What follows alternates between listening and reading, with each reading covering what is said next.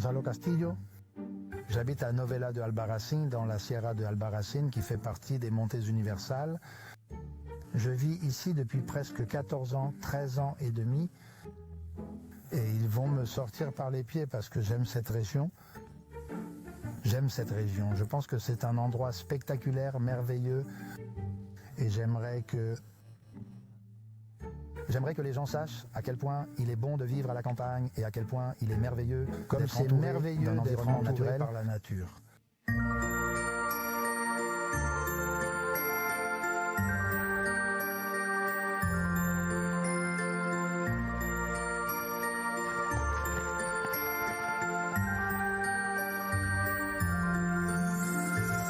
Gonzalo, ah, Mariano, très bien.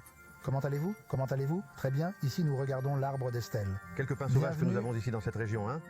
Oui. Il est fini avec de la noguera. Terme de Novela de Albarracín, votre village, mon village? Oui. Les Montes Universal et les forêts qui vivent ici dans la Sierra d'Albarracín, bien sûr, sont très importants, mais il ne faut pas perdre de vue les rivières.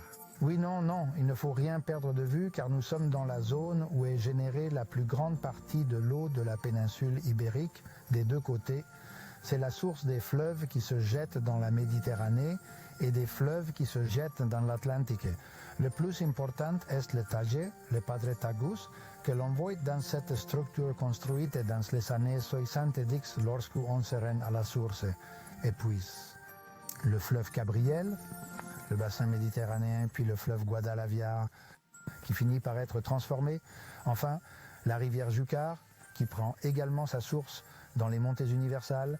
En d'autres termes, la région a toujours été la réserve hydrologique de la péninsule ibérique et les forêts sont extrêmement importantes pour le maintien et la conservation de cette réserve. Parce qu'en fin de compte, les forêts font en sorte que l'eau soit retenue, qu'elle s'écoule beaucoup plus lentement, qu'elle puisse s'infiltrer beaucoup mieux et générer la réserve d'eau dont nous avons besoin. La neige est extrêmement Mon Dieu, c'est importante. trop. Bien sûr, la neige nous donne aussi et nous donne beaucoup de joie après tant de mois de sécheresse et tant d'années de sécheresse accumulées. Et le nom Montes Universal, Gonzalo? Eh bien, voyons, il a des origines très anciennes, très anciennes. Il faut savoir que Montes Universal fait aujourd'hui partie administrativement de Guadalajara, de Cuenca, de Valence et de Teruel, mais c'est la montagne de tout le monde. Et il y a des zones où les municipalités ne sont pas contiguës, mais il y a des zones qui appartiennent à toutes. Et c'est là que la transmission est passée. Appartient-elle à la province? Oui, c'est vrai. C'était aussi une façon d'établir des zones où le bétail pouvait être transhumé ou traversé sans avoir à générer de conflits entre les différentes municipalités. C'est curieux. En ce qui concerne la faune, par exemple la chasse?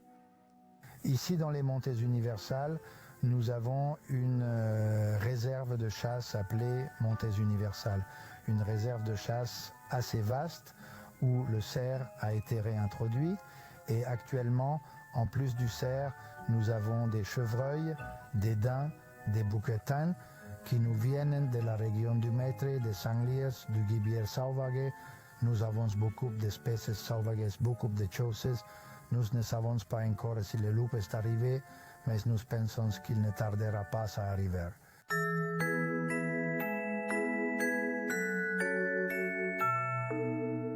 Savez-vous que je n'ai jamais distingué les bois d'un daim, d'un chevreuil, d'un cerf?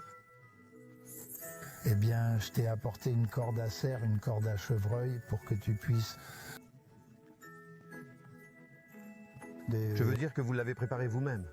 Oui, je sais que c'est un bâton. Dessinez-le. Oui, le bâton est un bâton. Ceci, par exemple, est-ce que c'est ça? Voyons s'il y en a un. Voyons si je peux le trouver. Je ne peux pas te le dire. Je ne sais pas. Ce n'est pas un cerf, c'est plus petit. C'est un... Non, c'est un cerf. Le cerf grandit chaque année. Il tombe et grandit. Voyons, le cerf, le chevreuil, le daim, ils sont tous de la même famille, ce sont des cervidés. Et ils ont, entre autres caractéristiques, que seuls les mâles ont une corde. Et ça s'appelle une corde, parce qu'ils sont deux, ça s'appelle une corde. Et chaque année, ils la renouvellent. Chaque année, dans le cas du cerf, au mois de mars, la corde tombe et la corde de l'année suivante commence à pousser. À partir de la 4e année, elle possède déjà toutes les pointes qui peuvent pousser. Celles-ci sont appelées luchadera, contraluchadera, centrale et couronne. Mais regarde l'autre corde que je t'ai apportée pour voir la différence de taille. Pour voir la différence de taille, ce qui est important ou curieux avec cette espèce, c'est la dépense d'énergie qu'elle demande de mars à août, période où elle doit être en bonne condition, car en septembre c'est le rut, pour monter tous ses poils, et ce sont des poils. En d'autres termes, ils sont constitués de kératine, comme les cheveux ou les ongles, mais ils se calcifient ensuite. Regardez la dépense. Et quand ils tombent, ils le mangent eux-mêmes, et le reste des animaux de la forêt aussi, parce que c'est une source très importante de calcium. Dans ma vie... Bâton, j'avais arrêté de penser à tout ça, mec. Et cette petite fille? Et cette petite fille, elle appartient à l'autre, celui qu'on appelle le lutin de la forêt, c'est-à-dire le chevreuil. Le chevreuil. Comme c'est un animal, aujourd'hui, il s'est répandu partout et on le trouve partout. Mais en théorie, c'est une espèce, surtout dans la forêt. Il a une corde plus petite, un maximum de 3 points. Et la seule chose, quand il devient adulte, c'est qu'il génère cette espèce, on l'appelle nacré. Le chevreuil est un animal très curieux. Je l'aime beaucoup. Outre le fait qu'il est très beau, il est très petit. C'est vrai que les agriculteurs le détestent un peu parce qu'il aime manger les pointes des fleurs. Mais c'est un animal qui vient vraiment du nord de l'Europe. Et il a une chose très curieuse, il s'agit de la diapause embryonnaire. En juillet, les femelles entrent en œstrus. Les femelles tombent enceintes, mais bien sûr, si elles le sont en juillet, la progéniture naîtra en janvier. La progéniture naîtrait en janvier, fin janvier, février. Si le bébé naît en février, que mange la pauvre bête? Il ne mange rien. Alors que fait la femelle? Elle interrompt la grossesse, c'est la diapause embryonnaire. L'embryon reste stable, puis elle l'a en mai. Elle le réactive. Il est donc étonnant de voir comment les animaux peuvent s'adapter à cela. Les mères pensent à ce qui est le mieux pour leur fille, leur progéniture dans ce cas. Écoutez, je pars d'ici en sachant beaucoup mieux comment je suis arrivé ici. Je vais continuer à retourner dans les montagnes. Je vais continuer à retourner dans les montagnes. Gonzalo, merci beaucoup Gonzalo. Merci beaucoup. Nous nous reparlerons bientôt, d'accord? Tout le plaisir est pour moi. Tout le plaisir est pour moi.